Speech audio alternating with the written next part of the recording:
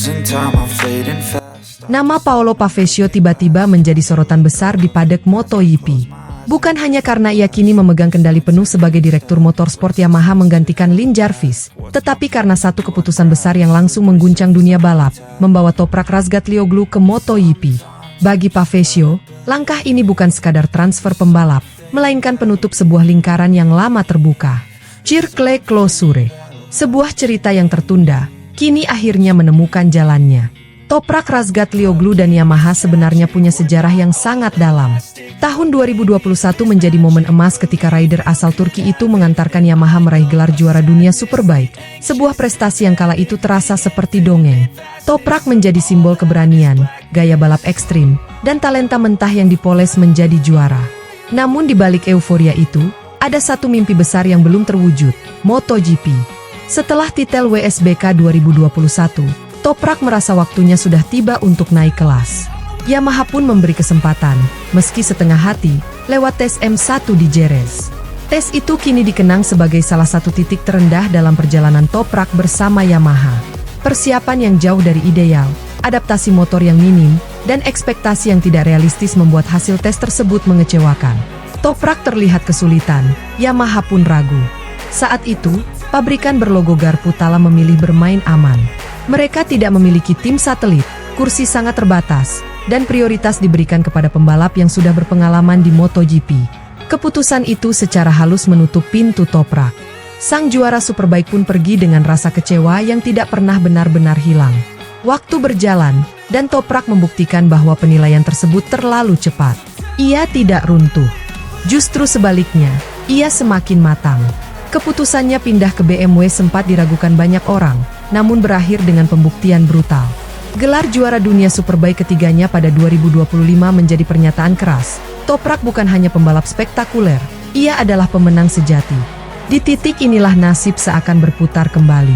Yamaha berubah, MotoGP berubah, dan di kursi tertinggi manajemen Yamaha kini duduk Paolo Pavesio, sosok yang dulu berdiri di samping Toprak saat meraih gelar 2021. Pavesio melihat Toprak dengan sudut pandang yang berbeda.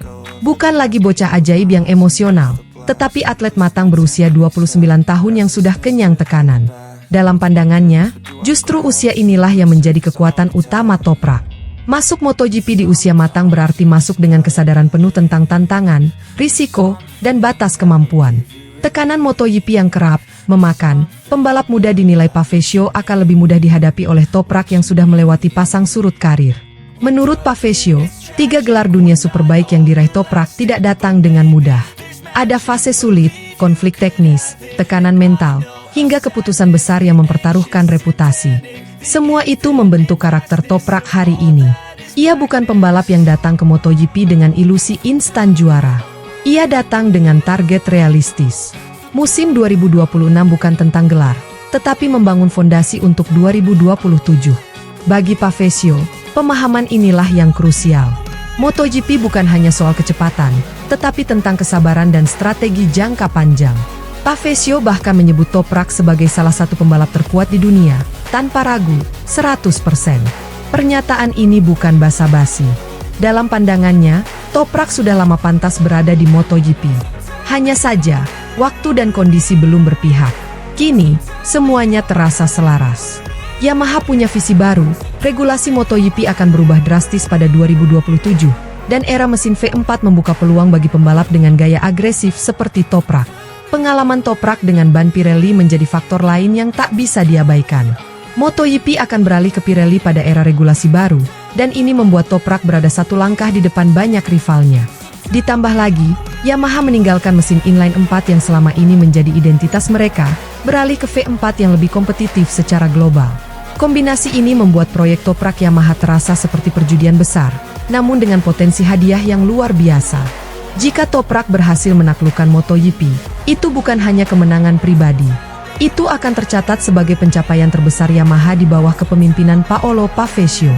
Dari pabrikan yang sempat tertinggal, Yamaha bisa bangkit dengan wajah baru, teknologi baru, dan ikon baru. Namun cerita ini tidak berdiri sendiri. Di sisi lain garasi, ada nama besar yang masa depannya sama-sama menentukan arah Yamaha, Fabio Quartararo. Fabio Quartararo kini memasuki tahun ke-6 bersama tim pabrikan Yamaha. Kesabarannya sudah diuji berkali-kali. Ia bertahan saat Yamaha terpuruk, menunggu janji kebangkitan yang tak kunjung datang. M1 versi V4 menjadi harapan terakhir. Yamaha sadar betul, mereka harus memberikan motor yang benar-benar kompetitif kepada El Diablo. Bukan sekadar potensi, tetapi motor yang mampu menang atau setidaknya konsisten naik podium. Jika Yamaha kembali gagal, Quartararo hampir pasti pergi. Ia sudah berulang kali mengisyaratkan bahwa kesetiaan ada batasnya. Dan kehilangan Quartararo akan menjadi noda besar dalam sejarah manajemen Yamaha modern. Sebuah luka yang sulit ditutup, bahkan jika Toprak sukses sekalipun. Inilah dilema besar Yamaha, membangun masa depan dengan Toprak, sambil berusaha keras mempertahankan bintang yang sudah mereka miliki. Namun justru di tengah ketegangan inilah cerita MotoGP menjadi begitu menarik. Toprak datang tanpa beban berlebihan, dengan status pendatang baru yang matang. Quartararo bertarung dengan waktu dan kesabaran. Yamaha berada di persimpangan jalan antara kebangkitan atau kehilangan segalanya. Paolo Pavesio berdiri di tengah, membawa keyakinan bahwa semua ini seharusnya memang terjadi. Bagi Toprak, MotoGP bukan lagi mimpi yang dikejar dengan emosi, melainkan tantangan yang disambut dengan kepala dingin.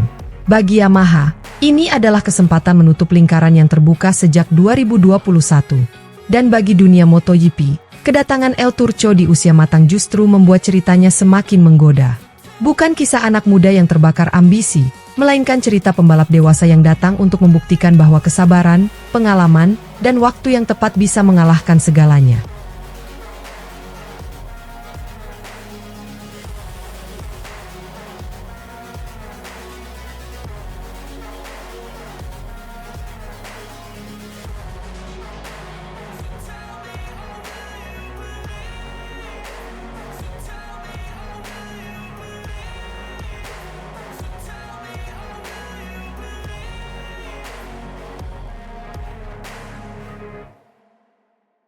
I just wanna make it last. Try to let go of the past. I close my eyes, embrace the blast. Sleepless nights and headaches stack. Restlessness to hell and back. What's my purpose? What do I grab? A slippery surface, a heart attack.